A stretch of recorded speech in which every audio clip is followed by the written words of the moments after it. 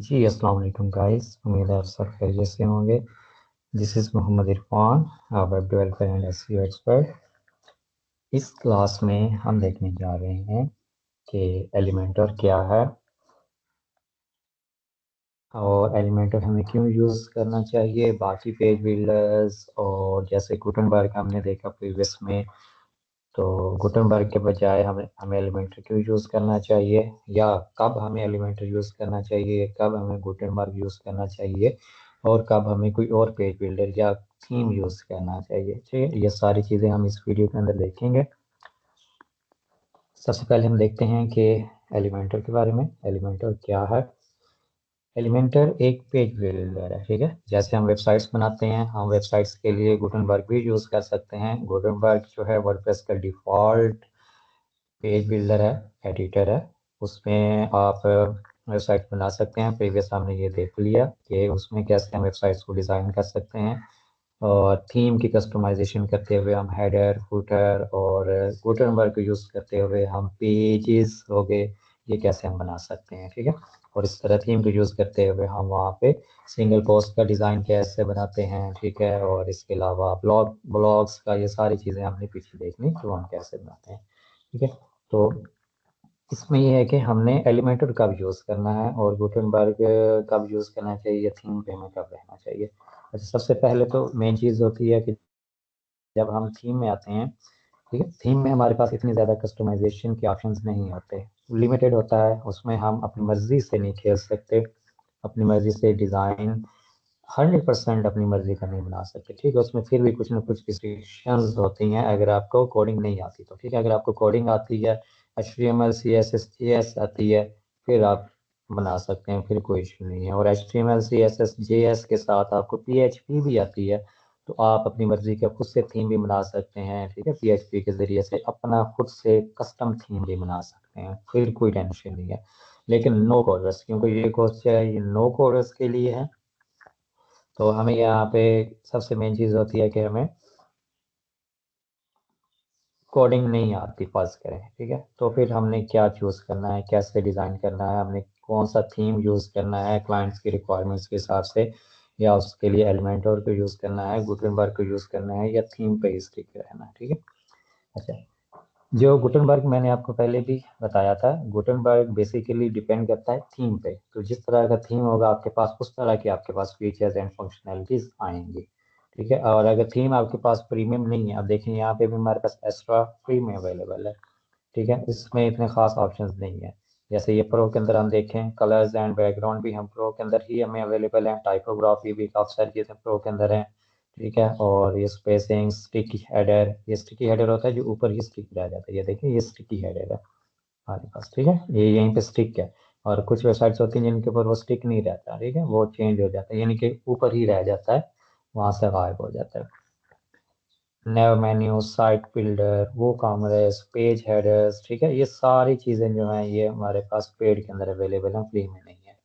यानी कि अगर आपके पास कोई ऐसा थीम है या पेड थीम है, और आप चाहते हैं कि हम मुझे ज़्यादा एडवांस लेवल की डिज़ाइनिंग नहीं करनी, ठीक है, कस्टम डिज़ाइनिंग नहीं करनी, और सिंपल सा मुझे क्लाइंट को डिज़ाइन चाहिए, या मुझे सिंपल सा कोई डिज़ाइन चाहिए, उसके लिए आप थीम के साथ गुटेनबर्ग यूज़ कर सकते हैं। ठीक है, लेकिन अगर आप ये समझते हैं कि मुझे हर एक चीज़ कस्टम बनानी पड़ेगी, जैसे हेडर भी मुझे अपनी मर्ज़ी का चाहिए, या क्लाइंट ने आपको डिज़ाइन दे दिया कि मुझे इस तरह का डिज़ाइन चाहिए, तो उसके लिए फिर थीम के बजाय आप एलिमेंटर को यूज़ करेंगे, फिर एलिमेंटर की ही मदद से हेडर और फुटर बनाएंगे। उस थीम का हेडर और फुटर के फीचर्स आप यूज़ नहीं करेंगे। थीम चाहे आप कोई सा भी यूज़ कर लें, अब थीम का भी हेडर और फुटर, जैसे यहाँ पे है हेडर बिल्डर बिल्डर और फुटर बिल्डर, आप चाहे एक्स्ट्रा थीम यूज़ करें, चाहे आप जो वर्डप्रेस थीम यूज़ करें, ठीक है, कोई सा भी थीम यूज़ कर लें, आप हेलो एलिमेंटर थीम यूज़ कर लें। हेलो एलिमेंटर स्पेसिफिकली एलिमेंटर के लिए, ठीक है, अगर आपने एलिमेंटर ही यूज़ करना है तो आप उसके साथ हेलो एलिमेंटर यूज़ कर सकते हैं। हाँ, एक्स्ट्रा के साथ भी आप एलिमेंटर यूज़ कर सकते हैं, हम पहले इसके साथ भी देखेंगे, फिर बाद में हेलो एलिमेंटर के साथ भी देखेंगे। ओके, तो आप थीम के अंदर भी हेडर और फुटर के फीचर्स होते हैं, आप थीम के अंदर भी हेडर और फुटर बना सकते हैं, और बाकी जो पेज है वो आप पे डिपेंड करता है कि आप गुटेनबर्ग के अंदर बनाना चाहते हैं या फिर एलिमेंटर के अंदर बनाना चाहते हैं। ठीक है, वो आप लोगों पे डिपेंड करता है कि आपको किस टाइप की वेबसाइट चाहिए।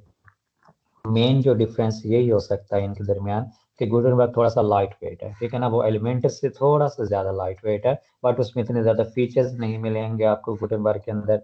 आपको अपनी मर्जी की कस्टमाइजेशन वहाँ पे मुश्किल हो जाती है, क्योंकि कभी कभार साइड बार आपके लिए मुश्किल हो जाएगा वहाँ पे बनाना, ठीक है। हेडर और फुटर में फुल कस्टमाइजेशन आप नहीं कर सकेंगे कभी कभार, और कुछ फीचर्स होंगे वो थीम के अंदर अवेलेबल ही नहीं होते, फिर आपको कोई और थीम चूज करना पड़ेगा, या उसका प्रीमियम हम नहीं अफोर्ड कर सकते, जैसे इस एक्स्ट्रा का प्रीमियम है हम नहीं अफोर्ड कर सकते स्टार्टिंग के अंदर, ठीक है। और इसी तरह अब कुछ ऐसे इसके एड ऑन हैं, जैसे हमने स्पेक्ट्रा को देखा, ठीक है। स्पेक्ट्रा जो है वो गुटेनबर्ग के लिए बेहतरीन है, बट इसमें भी वो फीचर्स और फंक्शनैलिटीज नहीं है जो एलिमेंटर और पेज बिल्डर के अंदर है पड़ी, ठीक है। एलिमेंटर प्रो तो आपके पास सारी फीचर्स आ जाते हैं, सारी फंक्शनैलिटीज, आप कोई किसी भी तरह का डिज़ाइन बनाना चाहें बना सकते हैं, ठीक है। और इसी तरह स्पेक्ट्रा के अंदर, हाँ, जब हम गुटनबर्ग या स्पेक्ट्रा या कोई सा भी, क्योंकि स्पेक्ट्रा गुटनबर्ग का एक एड ऑन है, हर पेज बिल्डर के कोई ना कोई एड ऑन्स होते हैं। एड ऑन्स का मतलब ये है कि वो उस पेज बिल्डर की फंक्शनैलिटी को इनहेंस कर देते होते हैं, ओके। तो जैसे गुटनबर्ग के लिए स्पेक्ट्रा हमने देखा, एलिमेंटर के लिए भी डिफरेंट एड ऑन्स होते हैं, ठीक है, लेकिन गुटनबर्ग के जो एड ऑन्स है वो इतने ज़्यादा नहीं है, उनमें यानी कि इतने ज़्यादा फीचर्स भी नहीं है और इतने ज़्यादा एड ऑन अवेलेबल भी नहीं है। एलिमेंटर या दूसरे जो पेज बिल्डर हैं उनके एड ऑन्स आपको बहुत सारे मिल जाएंगे। अगर फर्ज करें एक चीज़ आपको नहीं मिल रही जो आपको रिक्वायर है, एलिमेंटर के अंदर अवेलेबल नहीं है, आप उसके लिए कोई ना कोई एड ऑन भी यूज़ कर सकते हैं, ठीक है, तो वो आपके लिए वो चीज़ आसान हो जाती है। अच्छा, उसके अलावा जब हमने ये पेज बनाया था, कोई सा भी पेज हमने बनाया, जैसे कि हमने गुटनबर्ग के अंदर बनाया है, तो गुटनबर्ग हमारे लिए ना यूज़र फ्रेंडली इतना नहीं है, ठीक है। इसका जो लेआउट है या जो चीज़ें हैं, ड्रैग एंड ड्रॉप भी हम इतना इजीली नहीं कर सकते, ठीक है, जैसे हमने इसको बनाया था। उसके बनिस्बत अगर हम एलिमेंटर देखेंगे फ्यूचर में, तो वो हमारे लिए बहुत आसान हो जाता है, उसके अंदर चीज़ों को मैनेज करना, ठीक है, चीज़ों को यूटिलाइज करना, डिज़ाइन करना, और एक उसका बेहतरीन एक ये भी फीचर बेहतरीन कमाल का है, यानी कि फ़ायदा ये है कि एलिमेंटर के अंदर हम लाइव उसी टाइम देख सकते हैं, जब हम एडिटिंग कर रहे होते हैं जो चीज़ हम वहाँ डिज़ाइन करेंगे वही फ्रंट एंड पे शो होगी। ऐसे नहीं होता कि बैक एंड पे कोई और हो, जहाँ पे हम पेज बना रहे हो वहाँ पे कुछ और चीज़ हो, ठीक है, फ्रंट एंड में कुछ और चीज़ हो, इस तरह नहीं होता, ठीक है। तो ये हमारे लिए थोड़ा सा डिफिकल्ट हो जाता है गुटनबर्ग को यूज़ करना बजाय एलिमेंटर के, ठीक है। तो यहाँ पे हमारे पास इतने खास फीचर्स भी नहीं है और ये थोड़ा सा कॉम्प्लेक्स भी है, ठीक है। और इसके अंदर यानी कि वही चीज़ कि ईज ईज ऑफ यूज़ आपने देखनी होती है, और एलिमेंटर इस हिसाब से बेहतरीन है, ठीक है। अच्छा, उसके अलावा अगर हम देखें तो जो इन दोनों का डिफरेंस ये हो सकता है कि हमने कब कौन सी चीज़ यूज़ करनी है, वो ये है कि वो डिपेंड करता है आपके फाइनल प्रोडक्ट पे, ठीक है। अगर आपको एक फुल्ली कस्टमाइज्ड डिज़ाइन चाहिए जिसमें आप हेडर को भी कंट्रोल कर रहे हो, फुटर को भी कंट्रोल कर रहे हो, सिंगल पोस्ट यानी कि ब्लॉग को भी कंट्रोल कर रहे हो, ब्लॉग पेज, ठीक है, उसको भी कंट्रोल कर रहे हो, और इसके अलावा प्रोडक्ट पेज को भी कंट्रोल कर रहे हो, सिंगल प्रोडक्ट को भी कंट्रोल कर रहे हो, हर एक चीज़ को अगर आप कंट्रोल करना चाहते हैं तो आपके पास तीनों ऑप्शंस में से दो ऑप्शन बनते हैं, ठीक है। या तो कोई आप इस तरह का थीम यूज़ करें जो 50-60 डॉलर से प्लस का है, उसके अंदर उसका अपना पेज बिल्डर होता है, बट वही बात उसके लिए आपको फिर अलग से उसको समझना पड़ेगा, सीखना पड़ेगा। दूसरा, आप एलिमेंटर यूज़ कर सकते हैं, क्योंकि एलिमेंटर के अंदर आप हेडर फुटर सारी चीज़ें बना सकते हैं, सिंगल पोस्ट बना सकते हैं उसका डिज़ाइन, ठीक है ना, आर्काइव यानी पोस्ट आर्काइव का डिज़ाइन बना सकते हैं, प्रोडक्ट आर्काइव का डिज़ाइन बना सकते हैं, 404 पेज का डिज़ाइन बना सकते हैं, हर चीज़ आप इसे एलिमेंटर से बना सकते हैं, ठीक। यहाँ पे मैं आपको इसके फीचर्स कुछ दिखा भी देता हूँ।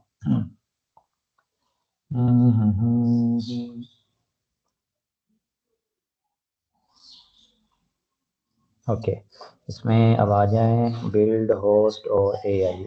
बिल्ड बिल्ड टॉप पे था, ठीक है। तो यहाँ पे हमारे पास अनलिमिटेड क्रिएटिविटी, रिस्पॉन्सिव डिज़ाइन भी, हाँ ये भी बेहतरीन है, इसके अंदर रिस्पॉन्सिव डिज़ाइन हम हर व्यू बोर्ड के ऊपर अपना अलग से डिज़ाइनिंग कर सकते हैं, यानी कि उसको स्टाइल डिफरेंट कर सकते हैं। हाँ, डायनेमिक एलिमेंट्स वो तो गुटनबर्ग के अंदर भी हैं, इसके अंदर भी आप यूज़ कर सकते हैं, ठीक है। उसके अलावा अगर इसके हम फीचर्स यहाँ पे देखें होने चाहिए, चलें वो हम बाद में देखते हैं। और इसके अलावा ये हमारे पास गुटनबर्ग है, बट इसमें वो चीज़ें इतनी ईजी नहीं है जो हम एलिमेंटर के अंदर यूज़ कर सकते हैं, ठीक है। तो हमने कब और कौन सी चीज़ यूज़ करनी है, जब आपको ज़्यादा फीचर्स नहीं चाहिए, ज़्यादा फंक्शनैलिटी और ज़्यादा प्रोफेशनल डिज़ाइन नहीं चाहिए, तो आप किसी भी थीम को यूज़ करते हुए गुटनबर्ग को यूज़ कर सकते हैं या उस थीम को ही यूज़ कर सकते हैं, ठीक है। लेकिन जब आपको एक प्रोफेशनल डिज़ाइन चाहिए तो उसके लिए आप एलिमेंटर पे आपको आना पड़ेगा, ठीक है। उसके अलावा मैं एक और चीज़ में भी देख रहा था, कस्टमाइजेशन जो है वो एडवांस स्टाइलिंग एलिमेंटर के अंदर अवेलेबल है, बट इसके अंदर बेसिक स्टाइलिंग और थीम पे डिपेंड करता है। मेन चीज़ थीम है, इसके अंदर थीम आपको फिर महंगा पे बाई करना पड़ेगा। अच्छा, एलिमेंटर के अंदर आपको प्री बिल्ट टेम्पलेट्स पे मिल जाते हैं, 300 प्लस तो इसके अंदर होते हैं। उसके अलावा भी आपको एक बहुत बड़ी लाइब्रेरी मिल जाएगी, इन्वेटो के अंदर भी हैं, थीम फॉरेस्ट के ऊपर भी हैं, और भी काफ़ी सारे मिल जाते होते हैं, बट गुटेनबर्ग के अंदर आपको नहीं मिलेंगे। एलिमेंटर के अंदर आपको एडवांस विजेट्स मिल जाएंगे, लेकिन इसमें बेसिक विजेट्स होंगे और फीचर्स भी उसके उनके कम होंगे। Live editing front end through front end, ठीक है, यानी कि ये मैंने आपको पहले भी बता दिया कि जैसा आप डिज़ाइन एलिमेंटर के अंदर बनाएंगे उसी जब एडिट करते हुए वही चीज़ आप फ्रंट एंड पे देखेंगे, ठीक है, चेंज नहीं होगा। बट इसमें हमें थोड़ी सी दोबारा प्रीव्यू करना पड़ता है डिज़ाइन को, जब हम बना रहे हो तो थोड़ा बहुत चेंजेस हो सकती हैं और बार बार रिफ्रेश करना पड़ता है। थीम बिल्डर इसमें हमारे पास header, footer, archive, single post, 404 page, ये सारे हम इसके अंदर बना सकते हैं एलिमेंटर के अंदर। यानी कि एलिमेंटर जो है उसके अंदर थीम बिल्डर अवेलेबल है, यानी ये थीम के फीचर्स आ जाते हैं, header, footer, archive, single post, ठीक है। तो जब हम कोई सा भी थीम यूज करें, कोई सा भी हो, लाजमी नहीं कि एस्टा हो या जैसे ये एलिमेंटर के लिए हेलो एलिमेंटर है, कोई सा भी थीम यूज करें, उस थीम के जितनी भी स्टाइलिंग है, जितने भी हेडर फुटर और जितनी भी चीजें उसकी बनी हुई हैं, उसको हम ओवरराइड कर सकते हैं एलिमेंटर के अंदर इन चीजों को बना के, ठीक है। मिसाल के तौर पर आप एस्ट्रा थीम हम यूज कर रहे हैं, एस्ट्रा का भी हेडर अवेलेबल है, ठीक है, वो भी यानी कि बाय डिफॉल्ट एक होता ही है, ठीक है। और हम क्या कर सकते हैं, एलिमेंटर के अंदर दोबारा थीम बना के इसको ओवरराइड कर सकते हैं, यानी फिर ये थीम यूज ये हेडर शो नहीं होगा, हम एलिमेंटर वाला शो करवा देंगे, एक्स्ट्रा वाला शो नहीं करवाएंगे, ठीक है। सर यानी कि एलिमेंटर के अंदर आप हर एक चीज़ बना सकते हैं, हेडर, फुटर, कलर्स आप उसमें इजीली मैनेज कर सकते हैं, फॉन्ट्स आप इजीली मैनेज कर सकते हैं, ठीक है। Basic FSc full site editing, basic editing इसके अंदर, और लेस लेस फ्लेक्सिबिलिटी। इसमें एनिमेशंस और इफेक्ट्स एलिमेंटर के अंदर आपको हर किस्म के एलिमेंट्स मिल जाएंगे, आपको एनिमेशंस, आपको ट्रांसफॉर्म की प्रॉपर्टीज मिल जाएंगी, ठीक है। और अब ऊपर जितनी भी बातें हुई हैं ये कोर उस चीज की हुई हैं, जैसे जस्ट एलिमेंटर की, ठीक है, और जस्ट गुटेनबर्ग की। आपने गुटेनबर्ग पहले देखा था, उसमें कोई इतनी खास चीजें नहीं, ना ही यहाँ पे कोई ऑप्शन थे, ये देखें ये नीचे वाली इसकी ये हैं एलिमेंट्स हैं, इतनी खास चीजें नहीं है, ठीक है। और इस तरह मैं किसी एलिमेंट को चूज भी कर देता हूँ, अभी के लिए ये स्पेक्ट्रा आ रहा है, लेकिन आपको पता है पहले ये चीजें नहीं थी, ठीक है। हम इन्हें इसका एड ऑन यूज किया है, बट एड ऑन के बगैर गुटेनबर्ग कुछ भी नहीं है। थर्ड पार्टी एड ऑन्स भी इसके अंदर अवेलेबल हैं, और इसके अंदर हैं लेकिन लिमिटेड है। बाकी आप लोग समझ चुके होंगे, मैंने बस टूटा फूटे अंदाज में जिस तरह भी आप लोगों को समझाने की कोशिश की मैंने आपको बता दिया, ठीक है। और हाँ, कुछ और पेज बिल्डर भी हैं, जैसे डीवी है, डब्ल्यूपी बैकरी भी है, ठीक है, उनसे भी एलिमेंटर जो है बेहतर है, ठीक है। और कुछ पेज बिल्डर ऐसे भी हैं जो एलिमेंटर से भी अच्छे हो सकते हैं, ठीक है। ऑक्सीजन जो है वो एलिमेंटर यानी वो भी अच्छा है, आप वो भी सीख सकते हैं फ्यूचर के अंदर।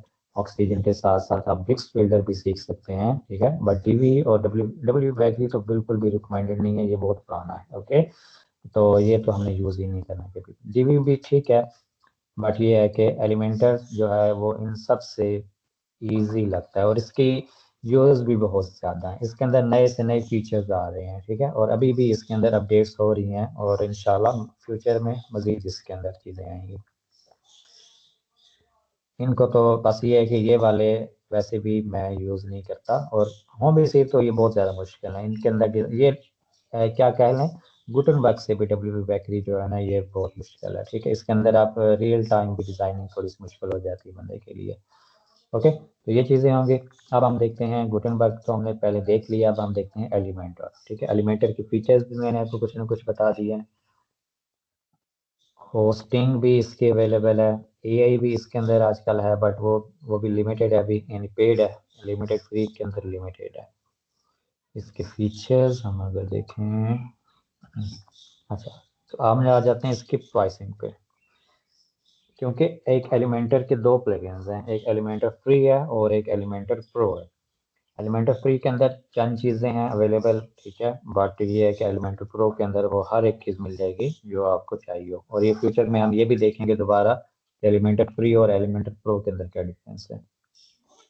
अब हमारे पास अगर फर्स्ट करें इसकी प्राइसिंग प्लान, अगर हम देखें पर मंथ के हिसाब से, ठीक है, एसेंशियल है, पॉपुलर है, एडवांस्ड है, best for you pricing plugin. Okay, हमारे पास पहला है, हमारे पास ये है $59 पर ईयर, ठीक है। ये नीचे एनुअल वाली मैं प्राइसिंग देख रहा हूँ, ऊपर मंथ वाली लिखी हुई है। एक साइट है, ठीक है, विजेट्स भी अवेलेबल है, थीम बिल्डर भी है, डायनेमिक कंटेंट भी है, फॉर्म बिल्डर भी है, यानी एलिमेंटर का अपना फॉर्म बिल्डर भी है। पर पॉपअप बिल्डर इसके अंदर अवेलेबल नहीं होगा, कस्टम कोड आप इसके अंदर ऐड नहीं कर सकेंगे, ई कॉमर्स फीचर्स नहीं होंगे इसके के अंदर। अगर आपने एक वेबसाइट के लिए लेना है तो ये एडवांस्ड सोलो वाला ये पॉपुलर है, और ये एक वेबसाइट के लिए चल सकता है, ठीक है। इसमें सारे फीचर्स आए पड़े। और अगर आपको ज़्यादा वेबसाइट्स के लिए चाहिए, जैसे 3 या अप टू 25, तो एडवांस या एक्सपर्ट भी ले सकते हैं। एक्सपर्ट के साथ आप अगर मैं इसको स्लाइडर की तरह, इसका 100 वेबसाइट के लिए चाहिए और 1000, ठीक है, तो फिर ये बन जाएगा 399, $400 में, ठीक है। तो ये चीज़ें, ये वैसे भी आपको बताऊंगा कि इसको हमने कैसे यूटिलाइज करना है क्लाइंट के लिए भी और अपनी वेबसाइट के लिए भी, एलिमेंटर प्रो को हम कैसे यूज़ कर सकते हैं। ये तो जस्ट मैंने इसकी एक प्राइसिंग बता दी थोड़ी बहुत, क्योंकि अब थीम भी जो अवेलेबल होते हैं, जैसे एस्ट्रा थीम है, और एस्ट्रा थीम के हम प्राइसिंग चेक करें या एक जनरेट प्रेस प्राइसिंग उसकी चेक कर लेते हैं, वो बहुत पॉपुलर है। अगर आपने गुटनबर्ग कभी यूज़ भी करना होगा तो वह जनरेट प्रेस के साथ यूज़ कीजिएगा, बाकी थीम के साथ नहीं, ठीक है। जीपी प्रीमियम होता है इसका 149 पर ईयर, ठीक है, एक वेबसाइट के लिए होगा ये। इंडिविजुअल प्लान 59 पर ईयर, ठीक है, एक वेबसाइट यानी 100 प्लस स्टार्टर साइट्स, ये तो टेम्पलेट्स हैं, ठीक है। 99 पर ईयर गुटन generate blocks pro GP premium के साथ। अच्छा, ये डिफरेंट है, ओके हो गया। ये तीन चीज़ें हैं इसके अलग अलग। आप हमारे पास एक जीपी प्रीमियम होता है, यानी जो जनरेट प्लस थीम को जस्ट प्रीमियम करता है, उसके प्रीमियम फीचर्स आपके पास आ जाते हैं। एक और है जनरेट ब्लॉक्स प्रो, जैसे हमने इसके अंदर एस्ट्रा के अंदर हमने ये ऐड किया था स्पेक्ट्रा, ठीक है, ये भी उसका एक एड ऑन है, ठीक है, जनरेट ब्लॉक्स प्रो, ठीक है। ये ब्लॉक्स यानी कि ये जो जो हमने यहाँ पे ऐड किया था स्पेक्ट्रा, ये भी ब्लॉक्स ही ऐड करा था ना, ये देखें इसके अंदर ये सारे ब्लॉक्स हैं, ठीक है। यानी कि इस पेज बिल्डर को हम ये कह सकते हैं कि इस पेज बिल्डर के अंदर हम ब्लॉक्स को यूज़ करते हैं, ठीक है। तो इसके यानी कि ब्लॉक्स के लिए अलग से आपको एक 99 पर ईयर के लिए बाई करना पड़ेगा, और इसके लिए जीपी प्रीमियम आपको अलग से लेना पड़ेगा, यानी उसके अंदर अवेलेबल नहीं है, ठीक है। और जनरेट क्लाउड अगर चाहिए फिर वो अलग से, ठीक है। इस लिहाज से यूज़ भी करना हो तो ये वाला, यानी कि अगर दोनों चीज़ें चाहिए, जनरेट प्लस वन में प्रीमियम थीम भी है, प्लगइन्स, अब ये पता नहीं दोनों चीज़ें उसके अंदर या नहीं है, जीपी प्रीमियम, हाँ ये दोनों चीज़ें हैं 149 पर ईयर में, यानी $150 आपको पड़ जाएंगे इसके, ठीक है। इस तरह ये हमारे पास एलिमेंटर है। अब हम देखते हैं कि एलिमेंटर को हमने इंस्टॉल कैसे करना अपनी वेबसाइट के अंदर। अभी मैं एक्स्ट्रा थीम को ही यूज़ करूँगा, और इसी को यूज़ करते हुए हमने आना है प्लगइन्स के अंदर, क्योंकि एलिमेंटर एक प्लगइन है, एक्स्ट्रा एक थीम है, जनरेट प्रेस भी एक थीम है, ठीक है। प्लगइन्स और थीम का डिफरेंस आपको थोड़ा बहुत आइडिया हो गया होगा, बाकी भी हम थोड़ा सा देख लेंगे, ठीक है। बाकी चीज़ें तो हमने ऊपर से देख ली थी, नीचे कुछ चीज़ें हैं वो हम देख लेंगे इसकी वर्डप्रेस के अंदर, जो सेटिंग्स हैं और जो फीचर्स हैं इसके अंदर। अच्छा, प्लगइन्स जो होते हैं वो उसके अंदर फीचर्स अवेलेबल होते हैं, वो उस थीम की फंक्शनैलिटी को इन्हेंस करते होते हैं, ठीक है। अब हमारे पास एक थीम है, और थीम के अंदर हम फॉर्म कैसे बनाएं, फॉर्म बनाने के लिए हमें एक प्लगइन ऐड करना पड़ेगा, ठीक है। इसी तरह हमने पहले एक टेबल ऑफ कंटेंट्स का प्लगइन हमने ऐड किया था, कि अब काफ़ी सारे थीम्स हैं, बल्कि मोस्टली थीम के अंदर टेबल ऑफ कंटेंट्स वाला फीचर अवेलेबल नहीं होता। अब हमने वो फीचर लाना हो थीम के अंदर, ठीक है, चाहे आप गुटेनबर्ग आपके पास पेज बिल्डर हो, चाहे आपके पास एलिमेंटर हो, कोई सा भी हो, ठीक है। उसके लिए अगर आपके पास आपको टेबल ऑफ कंटेंट्स चाहिए तो उसके लिए आपको एक प्लगइन ऐड करना पड़ेगा। इसी तरह अगर आपको कोई और चीज़ चाहिए, कोई और फीचर चाहिए, तो उसके लिए आप प्लगइन ऐड कर लेंगे, ठीक है। प्लगइन जो है वो उस थीम की फंक्शनैलिटी को इन्हेंस करते हैं, जो फीचर हमें चाहिए हो, ठीक है, वो फीचर हमें प्रोवाइड करते हैं, और हर फीचर के लिए अलग प्लगइन अवेलेबल होते हैं, ठीक है। इस तरह यहाँ पे हम ऐड न्यू प्लगइन के ऊपर जाएंगे।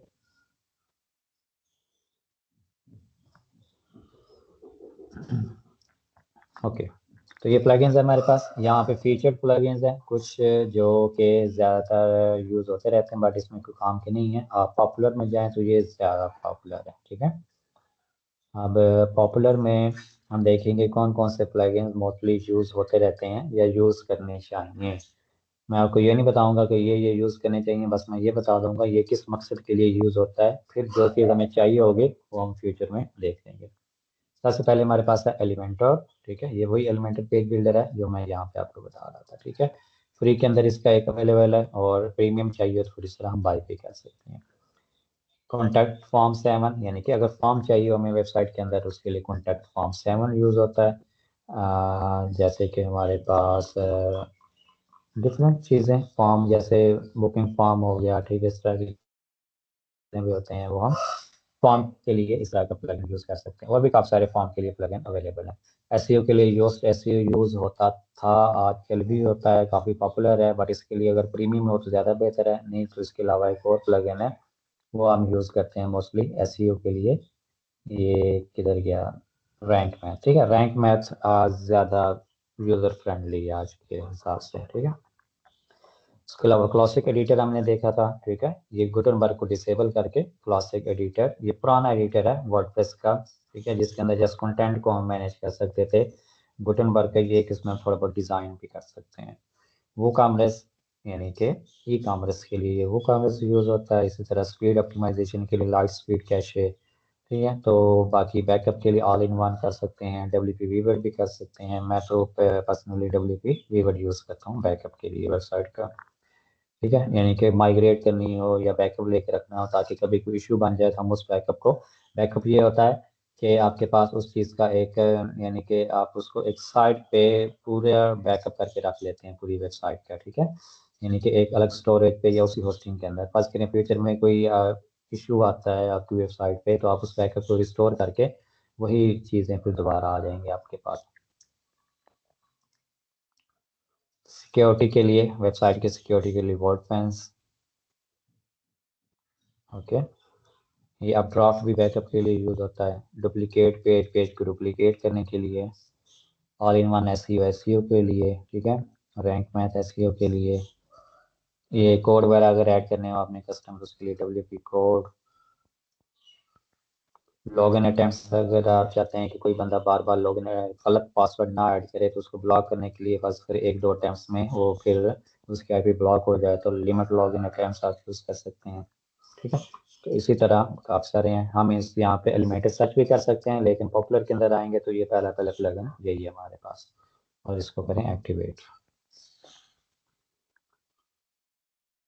जैसे ही आप इसको एक्टिवेट करेंगे, अच्छा, प्लगइन्स के अंदर कुछ और चीज़ें भी थी, वो मैंने आपको बतानी थी। ऐड न्यू प्लगइन्स,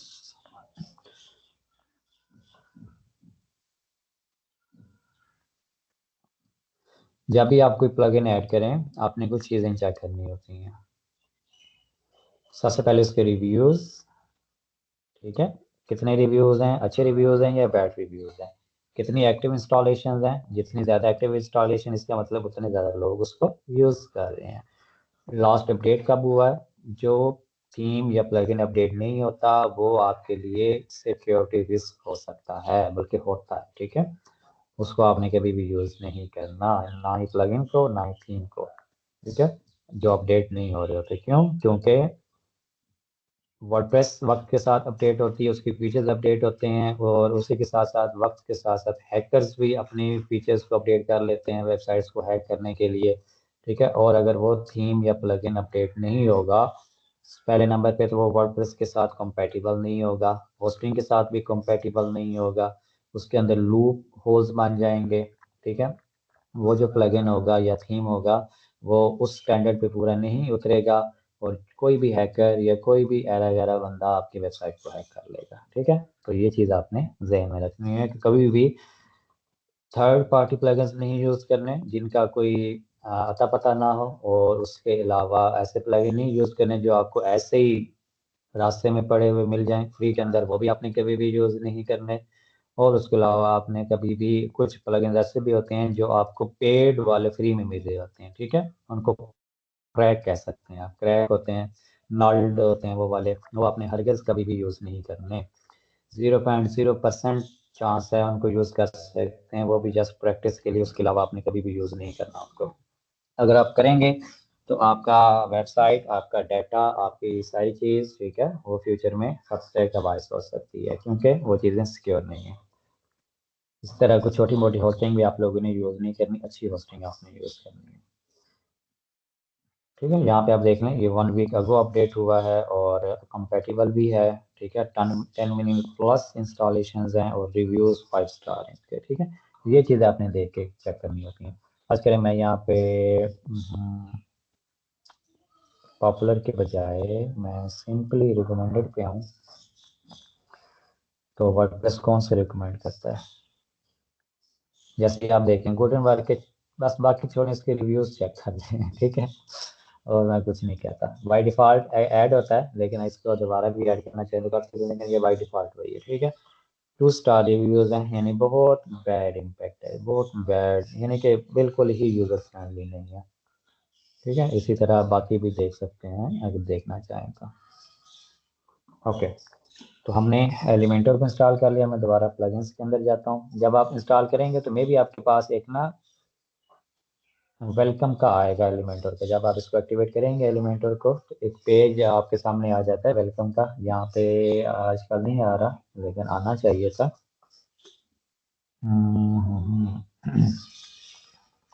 अच्छा, आपने एलिमेंटर को एक्टिवेट कर लिया। अब यहाँ पे एलिमेंटर आ चुका है। एलिमेंटर ने दो फीचर्स, दो टैब्स यहाँ पे ऐड की, एक एलिमेंटर की टैब है और एक टेम्पलेट्स की टैब है। ठीक है।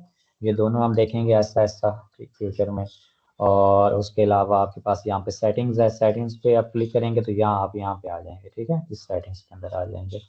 और प्लगइन को अगर आप डीएक्टिवेट करना चाहते हैं तो यहाँ से आप इसको डीएक्टिवेट कर सकते हैं। जैसे मैं स्पेक्ट्रा को फर्स्ट में डीएक्टिवेट करना चाहता हूँ, तो जैसे ही मैं प्लगइन को डीएक्टिवेट करूंगा, हाँ एक और चीज़ यहाँ पे मैं आपको बताता चलूँ, हमारे पास दो चीज़ें होती है, एक थीम और एक प्लगइन। ठीक है। अगर हम प्लगइन, जो प्लगइन हमने यूज़ किया हो उसके जो जो फीचर्स हमने यूज़ किए होंगे, हम उस प्लगइन को डीएक्टिवेट करते हैं तो उसकी जितनी भी चीज़ें हम यूज़ की होंगी वो सारी गायब हो जाएंगी। ये देखें। ठीक है। सब कुछ खत्म हो गया। बल्कि अब बाकी जो है हेडर और फुटर हमने थीम के अंदर बनाया था, तो ये थीम बेस्ड है। ठीक है। अब हम अगर थीम को चेंज करते हैं या थीम को डीएक्टिवेट करते हैं तो ये हेडर और फुटर यहाँ से ख़त्म हो जाएगा। तो ये चीज़ आपको पता होना चाहिए कि कौन सी चीज़ किस प्लगइन की है या किस थीम की है वेबसाइट के अंदर, ये चीज़ आपको पता होना चाहिए। बस करें आप थीम को चेंज करते हैं, चलिए मैं आपको करके दिखाई देता हूँ। प्लगइन को मैंने डीएक्टिवेट किया तो जो चीज़ें ये मैंने इस प्लगइन के अंदर बनाई हुई थी, ठीक है, स्पेक्ट्रा के अंदर, इसका एड ऑन है गुटेनबर्ग का, तो ये देखें वो सारी चीज़ें खत्म हो गई हैं, स्टाइलिंग खत्म हो गई है, जस्ट उसका ढांचा रह गया हमारे पास। और यहाँ पे हमारे पास एक्स्ट्रा थीम है। एक्स्ट्रा के बजाय मैं अगर ये जनरेट प्रेस को एक्टिवेट करता हूँ थीम को, फिर क्या होगा, तो जनरेट प्रेस का जो डिफ़ॉल्ट हेडर और फुटर होगा वो हमारे पास आ जाएगा एक्टिवेट। तो यहाँ पे कुछ लोगों को ये भी डर होता है, कंफ्यूजन होती है कि अब मैंने थीम तो चेंज कर दिया, अच्छा अब ये हो गया, अभी नहीं हुआ। जो एक्टिवेट होता है वो फर्स्ट नंबर पे आ जाता है मेरे। ठीक है। अब एक्टिवेट हो चुका है। और यहाँ पे वो एक्टिवेट का बटन भी नहीं आता, बल्कि कस्टमाइज का बटन आ रहा होता है, यानी कि ये थीम इस टाइम एक्टिव है और ये डीएक्टिवेट है, एक्टिव नहीं है, और इसको एक्टिवेट करना पड़ता है। अब मैं अगर वेबसाइट को रिफ्रेश करता हूँ तो जो एक्स्ट्रा के हेडर और फुटर थे वो खत्म हो चुके हैं, जस्ट उसका ढांचा बच चुका है। और यहाँ पे फुटर भी देख लें, जनरेट प्रेस का डिफ़ॉल्ट फुटर आ चुका है। और होम पेज भी उस हिसाब से, साइड बार भी हमने, क्योंकि वहाँ एक्स्ट्रा की सारी सेटिंग की थी, हमने हेडर के अंदर साइड बार को रिमूव किया था, होम पेज पे सॉरी, साइड बार को रिमूव किया था। बट यहाँ पे उसी तरह, यानी कि हमें अगर हम थीम चेंज करते हैं तो थीम बेस्ड अगर हमारा डिज़ाइन है और थीम हम फ्यूचर में चेंज करते हैं तो हमें सारी चीज़ें दोबारा से करना पड़ेंगी। हेडर दोबारा से बनाना पड़ेगा, फुटर दोबारा से बनाना पड़ेगा, उसकी सारे पेजेस की कस्टमाइजेशन, जैसे ग्लोबल कलर्स हमने ऐड किए वो दोबारा ऐड करने पड़ेंगे, ग्लोबल फॉन्ट्स दोबारा ऐड करने पड़ेंगे, ठीक है, ग्लोबल सेटिंग्स सारी दोबारा करनी पड़ेंगी। और जितने पेजेस हैं उनकी सारी सेटिंग, यानी कि यहाँ से हमें साइड बार को रिमूव करना पड़ेगा। फिर जैसे हमारे पास ब्लॉग पेज था, इसको दोबारा हमें डिज़ाइन करना पड़ेगा इस थीम के हिसाब से, ठीक है। यहाँ पे आपको ये भी पता है कि हम अपनी मर्जी से ब्लॉग पेज को भी डिज़ाइन नहीं कर सकते थीम के अंदर, यानी जो थीम के अंदर फीचर्स होते हैं वही। अब ये देखेंगे इस तरह आ रहा है, और अगर किसी एक पोस्ट को अगर मैं ओपन करता हूँ तो वो कैसी शो हो रही है, वो इस तरह शो हो रही है, ठीक है। मीन्स के ये थीम का डिफ़ॉल्ट है और इस हिसाब से ही आपको फिर चलना पड़ेगा। ये इसका साइड बार बाय डिफ़ॉल्ट जो है वो आ रहा है। तो अगर आप थीम चेंज करते हैं तो जो चीज़ें थीम पे होंगी वो सारी ख़त्म हो जाएंगी, बट आप दोबारा उसको एक्टिवेट करते हैं तो वापस आ जाएंगी। ऐसा नहीं है कि वो एक दफ़ा थीम चेंज करने से वो ख़त्म हो जाए। इसको मैं अपडेट भी कर देता हूँ। कभी कभार इस तरह हो जाता है कि कोई चीज़ है सही तरीके से ना हो दोबारा से, ठीक है, वो हमें फिर दोबारा सेट करनी पड़ती है। बट मोस्टली जो है इसके अंदर कभी भी इशू नहीं आता। अगर आप थीम चेंज करके कोई अदमी इशू आ रहा है, वो चेक करना चाहते हैं कि ये थीम का मसला है या प्लगइन का मसला है, तो आप देखें एरर फुटर आ गया और वो थीम की सेटिंग जो हमने की थी वो सारी आ गई है। बट अगर हम होम पेज पे आए तो ये वाला सेक्शन, हीरो सेक्शन जो हमने बनाया था, वो अभी भी नहीं सेट हुआ। क्यों? क्योंकि वो थीम पे डिपेंडेंट नहीं है।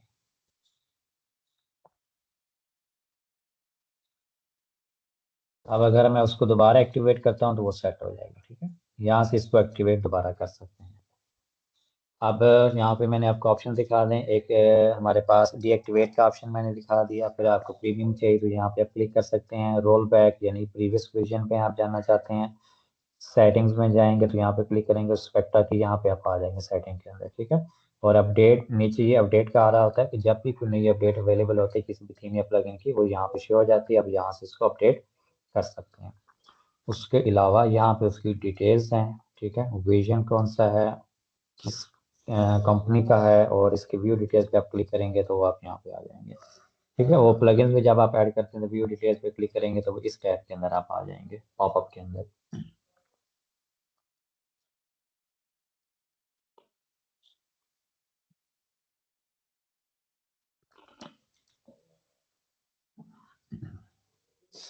चलें, ये नहीं आ रहा। अब अगर आपने थीम को डिलीट करना है, प्लगइन को, यहाँ से क्लिक करें और डिलीट करना है। एक्टिवेट करना है तो यहाँ से, ये देखिए यहाँ से रिमूव हो गया फिर।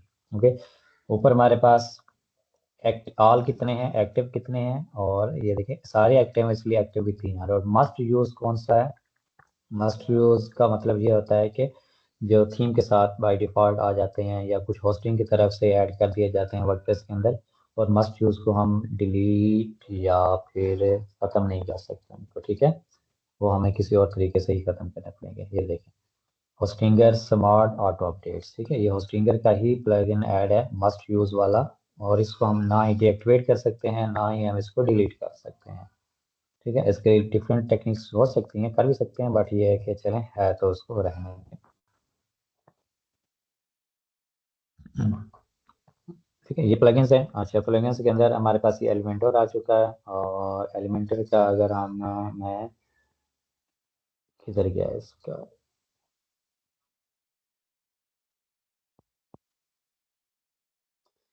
इसको वो ऑप्शन आना चाहिए था। चलें, वो नहीं आ रहा तो मैं इसको दोबारा एक दफ़ा डीएक्टिवेट करता हूँ, और स्किप एंड डीएक्टिवेट कर दिया करें। शायद मैंने पहले इसको यहाँ पे एक्टिवेट किया होगा, इस वजह से इसका जो क्विक वाला ऑप्शन है, यानी कि जब हम कोई भी प्लगइन ऐड करते हैं तो उसका एक अपना पेज ओपन हो जाता है कि उसमें वो कहते हैं कि आप इस प्लगइन की सेटिंग्स कर लें, ठीक है। तो वहाँ से भी मैं चाहता था कि वहाँ से हो जाता, तो आप लोगों के लिए चीज़ें आसान हो जाती हैं। बट उसको हम स्किप भी करना सीखेंगे कि उसको हमने, यानी कि मैं यहाँ पे आपको ये बताना चाहता हूँ कि जब हमें ज़रूरत नहीं होती तो हम उसको कैसे टैंगल करेंगे। बट अभी वो वाला इसका पेज जैसे ही हमें एक्टिवेट करते हैं ना, तो वो प्लगइन वाले पेज पे, इसी पेज पे आने के बजाय वो एलिमेंटर का आ जाता है, बट यहाँ पे नहीं ओपन हो रहा, सॉरी। ठीक है, तो चले इसको हम बाद में देखते हैं बाकी चीज़ें। ओके, प्लगइन्स हमने इंस्टॉल कर लिया एलिमेंटर, और एलिमेंटर की हम बाकी चीज़ें भी देख लेते हैं। उसके साथ साथ हम यहाँ पे ऐड न्यू प्लगइन और प्लगइन फाइल एडिटर है, अगर आपको कोडिंग आती है तो यहाँ से आप प्लगइन्स को एडिट भी कर सकते हैं, उसके अंदर थोड़ी बहुत चेंजेस कर सकते हैं, बट ये चेंजेस तब तक होंगी जब तक आप प्लगइन को एक्टिवेट नहीं करते, अपडेट नहीं करते। जैसे ही कोई नई अपडेट आएगी, आप प्लगइन या थीम को अपडेट करेंगे, तो जो भी कोड इसके अंदर आप ऐड करेंगे थीम फाइल एडिटर के अंदर, जैसे प्लगइन फाइल एडिटर के अंदर मैं अगर जाता हूँ, सबसे पहले तो आपने यहाँ पे कोई भी छेड़खानी नहीं करनी, क्योंकि एक भी अगर आपने कोई एक डॉट भी वहाँ पे ऐड कर दिया तो पूरी वेबसाइट आपकी ख़त्म हो जाएगी। ठीक है, फिर वो फाइंड भी नहीं होना, फिर वो फिक्स भी नहीं होना, फिर कुछ भी नहीं हो पाएगा। ठीक है, इसलिए आपने ये चीज़ इसको कभी भी नहीं छेड़ना, और मैं इसको डिसेबल करके रखता हूँ, फ्यूचर में बताऊँगा कि इसको हमने डिसेबल भी कैसे करना है, ताकि कोई भी एरा गैरा या कोई एरा गैरा, मतलब ये है कि कभी क्लाइंट भी देख रहे होते हैं, कभी एसईओ वाले भी देख रहे होते हैं, कर रहे होते हैं, तो वो गलती कर जाते हैं कहीं पे। ठीक है, और हेड्स अप कह रहा है, ठीक है ना, वो कह रहा है कि यहाँ पे आके आपको थोड़ा सा ध्यान रखना है, और मैं आई अंडरस्टैंड करता हूँ। तो यहाँ पे वो थीम की सारी फाइल्स आ रही हैं जो हम एडिट कर सकते हैं, हम एडिट नहीं कर सकते, डेवलपर एडिट कर सकते हैं। ठीक है, लेकिन जैसे ही कोई थीम की अपडेट आएगी, तो प्लगइन की अपडेट आएगी, तो यहाँ से रिमूव हो जाएगा। इसी तरह हमारे पास अगर हम यहाँ पे भी देखें, थीम को भी हम एडिट कर सकते हैं, थीम फाइल एडिटर। ठीक है, अगर हमें थीम के अंदर कभी कोई कोड ऐड करना पड़ जाए तो हम कर सकते हैं, लेकिन हमने कभी थीम के अंदर ऐड नहीं करना, हम उसके लिए अलग प्लगइन ऐड करेंगे। कोई भी कोड अगर आपने ऐड करना होता है, जैसे कुछ कोड्स होते हैं हेडर के अंदर ऐड करने के लिए, ठीक है, और गूगल सर्च कंसोल के भी होते हैं। इसके अलावा जो लोग लॉगिंग वगैरह करते हैं उनके लिए और भी कोर्स काफ़ी सारे ऐड करना पड़ सकते हैं हेडर और फुटर के अंदर। तो उसके लिए हम प्लगइन यूज़ करेंगे, थीम के अंदर डायरेक्ट आपने कभी भी कोई चीज़ ऐड नहीं करनी। ठीक है, और अगर आप थीम के अंदर आप ऐड करते भी हैं तो उसका ये नुकसान होगा, जैसे ही थीम की अपडेट आएगी तो सारे कोड रिमूव हो जाएंगे और सारे फीचर्स आपके ख़त्म हो जाएंगे। खासकर आपने एड्स लगाया हुआ है अपनी वेबसाइट के अंदर, और एडसेंस जो है वो एक कोड देता है आपको अपनी वेबसाइट के हेडर के अंदर लगाने के लिए। ठीक है, जैसे ये हमारा हेडर है, हेडर के अंदर जो कोड है वहाँ पे वो कहता है कि यहाँ पे फलां कोड आप ऐड करें। ठीक है, तो जब आप ऐड करेंगे तो ठीक है, फीचर्स चलते रहेंगे, सब कुछ काम होता रहेगा, लेकिन जैसे ही वो थीम अपडेट होगा तो वो सब कुछ ख़त्म हो जाएगा। ठीक है, अगर इसकी बात हो ही रही है तो उसके लिए वो प्लगइन हम एक्टिवेट कर ही लेते हैं जो कोड को ऐड करने के लिए यूज़ होता है।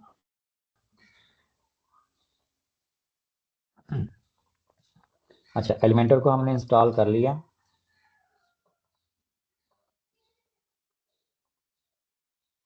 और उसको सेटअप जो है वो वाला सेटअप वाला ऑप्शन नहीं आ रहा था, तो वो अगर आ जाता तो ज़्यादा इजी रहता। आप लोग देखिएगा कभी, या मैं आपको कोई वीडियो रिकमेंड कर दूंगा उस वाले से। ओके, कोड अगर आपने फर्स्ट में ऐड भी करने होंगे तो हमारे पास एक प्लगइन है WP कोड वाला। ठीक है, आप लोगों ने ये वाला यूज़ करना है। इसके लिए इसके साथ आप हेडर एंड फुटर के अंदर भी कोड ऐड कर सकते हैं, insert header and footer plus custom code भी आप यूज़ कर सकते हैं, स्निपेट्स भी यूज़ कर सकते हैं, कुछ भी आप ऐड करना चाहें, CSS code, HTML code, JS code, ठीक है, और PHP कोड, कुछ भी ऐड करना चाहें आप यहाँ पे ऐड कर सकते हैं।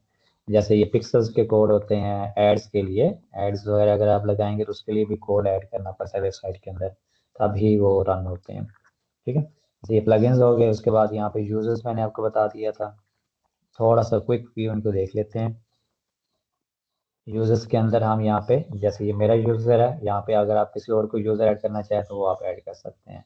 ठीक है, और इसी तरह यानी कि आप अपनी वेबसाइट के एक्सेस अपना लॉगिन डिटेल्स शेयर किए बगैर अगर किसी को देना चाहते हैं तो आप यहाँ पे ऐड न्यू यूज़र करके आप न्यू कर सकते हैं। ठीक है, इसको भी अगर हम देखें थोड़ा सा, तो ऐड न्यू यूज़र, यहाँ पे तीन चीज़ें होती हैं जो हमें देना होती हैं कोई भी नया यूज़र ऐड करने के लिए, बाकी ना भी दें तो कोई इशू नहीं है। यूज़र नेम रिक्वायर्ड होता है, यहाँ पे उसका यूज़र नेम आपने देना है, उसका ईमेल देना है। ठीक है, यूज़र नेम बगैर स्पेस के होता है, ईमेल आपने जिसको भी आपने एक्सेस देनी है उसका ईमेल आप यहाँ पे ऐड करेंगे, उसको नोटिफिकेशन भी चली जाएगी, वो यहाँ पे ऑप्शन है, आप देना चाहिए या नाम, उसका नाम देना चाहें तो दे लें, वरना ये रिक्वायर्ड नहीं है। लास्ट नेम, वेबसाइट की भी ज़रूरत नहीं है, जस्ट पासवर्ड। ठीक है, जनरेट पासवर्ड करेंगे तो यहाँ पे ये देखें, ठीक है, खुद ही ऑटो पासवर्ड जनरेट हो रहे हैं। यहाँ से भी आप कुछ यूज़ कर सकते हैं, नहीं तो अपनी मर्जी का भी यहाँ से रिमूव करके आप ऐड कर सकते हैं, ठीक है। और अगर आप चाहते हैं कि जो यूज़र आप ऐड कर रहे हैं उसको नोटिफिकेशन भी चली जाए इस ईमेल पे जो आपने यहाँ पे ऐड किया, तो यहाँ पे इसको चेक कर दें, और नहीं तो आप इसको अनचेक भी कर सकते हैं और उसको मेल नहीं जाएगी। अच्छा, उसके अलावा आप उसको अपनी वेबसाइट के लिए कौन सा रोल देना चाहते हैं, यानी कि वो बंदा आपकी वेबसाइट पे क्या क्या कर सके। सब्सक्राइबर कुछ भी नहीं कर सकता, कंट्रीब्यूटर थोड़ी बहुत चीज़ें कर सकता है, ऑथर भी पोस्टिंग वगैरह कर सकता है, ठीक है। ये मैं आपको अभी दिखाता हूँ, ये रोल्स जो है, और एडमिनिस्ट्रेटर के पास पूरी एक्सेस होती है वेबसाइट की हर एक चीज़। जैसे ये मैं अभी एडमिन हूँ, तो अगर मैं किसी को यहाँ पे ऐड करता हूँ तो वो भी एडमिन मान जाएगा। एडमिनिस्ट्रेटर का मतलब होता है एडमिन। ओके, तो यहाँ पे मैं आपको यहाँ पे दिखाता हूँ वर्डप्रेस रोल्स एक्सप्लेन, ठीक है। सिंपली आप सर्च किया करें और रोल्स एंड कैपेबिलिटीज, हम वर्डप्रेस का ही यहाँ पे बना लेते हैं। वर्डप्रेस डॉट org की डॉक्यूमेंटेशन के अंदर एक आर्टिकल है। तो सबसे बेहतरीन जो चीज़ होती है वो डॉक्यूमेंटेशन होती है किसी भी वेबसाइट को समझने के लिए। और जैसे फर्स्ट करें हमें वर्डप्रेस की उसको समझना है तो हम वर्डप्रेस की डॉक्यूमेंटेशन पढ़ लेंगे। जैसे ये देखें डैशबोर्ड, डैशबोर्ड के अंदर ये सारी चीज़ें आ जाएंगी, और डैशबोर्ड के अंदर वो बता रहा है रोल्स एंड कैपेबिलिटीज। अगर मैं डैशबोर्ड को ओपन करता हूँ यहाँ पे, अगर आप डैशबोर्ड को समझना चाहते हैं तो admin screen, appearance, menu screen, ठीक है ना, theme file editor, appearance theme, ये सारी चीज़ें इसके अंदर हैं। जैसे रोल्स के अंदर जो है वो super admin, admin, editor, author, contributor और सब्सक्राइबर, ठीक है। ओके, तो समरी ऑफ रोल्स है। तो सबसे पहले हमारे पास सुपर एडमिन है। सुपर एडमिन जो है वो जो बाय डिफॉल्ट एडमिन होता है, जब आप वेबसाइट को इंस्टॉल करते हो होस्टिंग से, तो उस टाइम जो एडमिन होता है वो सुपर एडमिन होता है। उसके पास सारे ही फीचर्स होते हैं, सारी ही एबिलिटीज होती हैं, वो कुछ भी कर सकता है। एडमिन जो एडमिनिस्ट्रेटर जो होता है वो आप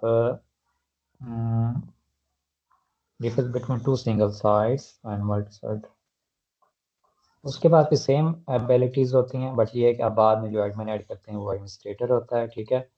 और इसमें सिंपली अगर हम देखें, ये तो आप लोगों के लिए मुश्किल हो जाएगा। ओके, ये वाला somebody with access to the site network administration features and all other features, ठीक है। तो यहाँ से अब बाकी छोड़ने, बस उसके पास हर एक चीज़ की एक्सेस होती है, तमाम फीचर्स की। और एडमिनिस्ट्रेटर जो होता है who has access to all administration features within a single site, ठीक है। एक एडमिन के पास, यानी कि अब हमारे पास एक नेटवर्क होता है, नेटवर्क के अंदर डिफरेंट वेबसाइट्स भी हो सकती हैं, और उन तमाम वेबसाइट की जिसके पास एक्सेस होती है वो सुपर एडमिन होता है। और अगर हम यहाँ पे अगर किसी को नया यूजर ऐड करते हैं तो उसके पास इसी वेबसाइट की एक्सेस होगी, तो वो एडमिन होगा, एडमिनिस्ट्रेटर। उसके बाद एडिटर जो है, एडिटर है वो पब्लिश और पोस्ट को मैनेज कर सकता है, पोस्ट को मैनेज कर सकता है और पब्लिश कर सकता है, और including post from other users, यानी जो दूसरे यूजर्स ने भी जो पोस्ट ऐड की होंगी, जैसे फर्स्ट एडमिनिस्ट्रेटर ने जो पोस्ट ऐड की होंगी वो उनको भी एडिट कर सकता है या उनको डिलीट कर सकता है, और अपनी तरफ से नई भी ऐड कर सकता है। तो एडिटर, अगर आप चाहते हैं कि जस्ट एक बंदा पोस्टिंग करे आपकी वेबसाइट के ऊपर, तो आपने यहाँ पे ऐड न्यू यूजर करना है, उसका यूजर नेम, पासवर्ड दिया, ईमेल दिया, और यहाँ पे उसको एडिटर चूज कर दिया। तो एडिटर जो होगा उसके पास जस्ट यानी कि पोस्ट और ऐड न्यू पोस्ट का ऑप्शन आएगा, और कोई भी ऑप्शन इस तरह के नहीं आएंगे, ठीक है। बाकी वो ना उसके पास वो प्लगइन भी नहीं शो होंगे, थीम्स भी नहीं शो होंगे, और ना ही उन प्लगइन्स के कोई ऑप्शन शो होंगे। ऑथर जो है who can publish and manage their own post, ठीक है। ये इन दोनों के दरमियान डिफरेंस भी सिंपल सा है। जो एडिटर है वो बाकी पोस्टों को भी मैनेज कर सकता है, लेकिन ऑथर जो है वो जस्ट खुद की पोस्ट पब्लिश कर सकता है या एडिट कर सकता है, और कुछ भी नहीं कर सकता वो, ठीक है। ऑथर जो होगा जस्ट अपनी पोस्ट नहीं है पब्लिश कर सकेगा, या जो पहले उसने खुद ऐड की होंगी वही उसके सामने शो होंगी, बाकी नहीं होंगी। इसी तरह कंट्रीब्यूटर है who can write and manage their own post but can not publish them, ठीक है। कंट्रीब्यूटर जो होता है वो उनको पब्लिश नहीं कर सकेगा, यानी उनको लाइव नहीं कर सकेगा। जस्ट वो वेबसाइट के अंदर ऐड तो कर देगा, बट वो एडमिन जब उसको अप्रूव करेगा तभी वो लाइव होगी। और सब्सक्राइबर जो है वो जस्ट प्रोफाइल ही अपनी अपडेट कर सकता है और कुछ भी नहीं, ओके। तो ये डिफरेंस है। यहाँ पे आप यूज़र को भी ऐड कर सकते हैं। उसके बाद यहाँ पे टूल्स एंड डिफरेंट, ठीक है, इसमें कोई खास चीज़ नहीं है इतनी ज़्यादा, बस इंपोर्ट एक्सपोर्ट। अगर आप पोस्ट को इंपोर्ट करना चाहते हैं तो यहाँ से कर सकते हैं। अगर अपनी वेबसाइट से रिमूव किसी और वेबसाइट के ऊपर ऐड करना चाहते हैं तो यहाँ से एक्सपोर्ट करेंगे, फिर नई वेबसाइट के ऊपर इंपोर्ट कर लेंगे। इंपोर्ट में अगर फर्स्ट करें, एक्सपोर्ट में अगर मैं जाता हूँ, एक्सपोर्ट के अंदर हमारे पास डिफरेंट चीज़ें आ सकती हैं, जैसे हम ब्लॉग पोस्ट, ये हमारे पास पोस्ट आएंगे, ठीक है। ऑल कंटेंट के अंदर अगर ऑल कंटेंट करेंगे तो उसमें पोस्ट भी आ जाएंगे, पेजेस भी आ जाएंगे, फ्लोटिंग एलिमेंट्स भी आ जाएंगे, टेम्पलेट्स भी आ जाएंगे, पॉपअप फिल्टर भी आ जाएगा, जो एलिमेंटर का आई थिंक, नहीं एलिमेंटर का नहीं है, और मीडिया भी, ये सारी आ जाएंगे, ठीक है। वन बाई वन भी आप कर सकते हैं, जैसे कि जस्ट पोस्ट अगर आपने एक्सपोर्ट करनी है, आप चाहते हैं कि मेरी दूसरी वेबसाइट है, मैं उसके ऊपर भी सेम सारी पोस्ट यूज़ करना चाहता हूँ या कुछ यूज़ करना चाहता हूँ, तो यहाँ से जस्ट पोस्ट यूज़ करें। यहाँ पे कैटेगरी वाइज भी आप वहाँ उसको एक्सपोर्ट कर सकते हैं, ऑथर वाइज भी एक्सपोर्ट कर सकते हैं, डेट वाइज भी एक्सपोर्ट कर सकते हैं, और स्टेटस वाइज भी आप उनको एक्सपोर्ट कर सकते हैं। इसी तरह पेजेस हैं, फ्लोटिंग एलिमेंट्स को बाद में देखेंगे, टेम्पलेट्स को बाद चीज़ें जो है ना, मीडिया भी आप इस तरह कर सकते हैं, डेट वाइज भी एक्सपोर्ट कर सकते हैं। मीडिया में इमेजेस आ जाएंगे, या जो भी इमेजेस या आपने गिफ ऐड किए होंगे, ऑडियोज ऐड किए होंगे, इस टाइप की चीज़ें वो एक्सपोर्ट हो सकती हैं, ठीक है। ये वर्डप्रेस का अपना फीचर है। अगर आप पूरी वेबसाइट को एक्सपोर्ट करना चाहते हैं तो उसके लिए कोई और प्लगइन आपको बैकअप वाले प्लगइन यूज़ करने पड़ेंगे। ये जस्ट जो है ना, छोटी मोटी सम पार्ट्स ऑफ वेबसाइट को एक्सपोर्ट करने के लिए यूज़ हो सकता है। और जब आप नई वेबसाइट के ऊपर उनको इंपोर्ट करेंगे, एक्सपोर्ट का मतलब है कि यहाँ से निकालना, ठीक है, उनको आपने यहाँ से इस वेबसाइट से लिया, ठीक है, एक बॉक्स फर्स्ट करने ले लिया, और आपने एक नई वेबसाइट के ऊपर उसको इंस्टॉल करना है, ऐड करना है, तो उसका मतलब होता है इंपोर्ट, उसके अंदर आपने इंपोर्ट कर देना होता है। तो यहाँ पे डिफरेंट चीज़ें हैं, ठीक है, उस हिसाब से हम उन चीज़ों को यूटिलाइज कर सकते हैं। ब्लॉगर के अंदर जो है वो पोस्ट कमेंट्स और ये वाली चीज़ें आप इंपोर्ट कर सकते हैं, इसको इंस्टॉल कर लीजिएगा। कैटेगरीज के लिए ये वाला, ठीक है, इस तरह आप डिफरेंट देख सकते हैं। और पर्सनल डाटा, रेस पर्सनल डाटा, इनको छोड़ें। अवेलेबल टूल्स के अंदर कौन कौन सी चीज़ें हैं,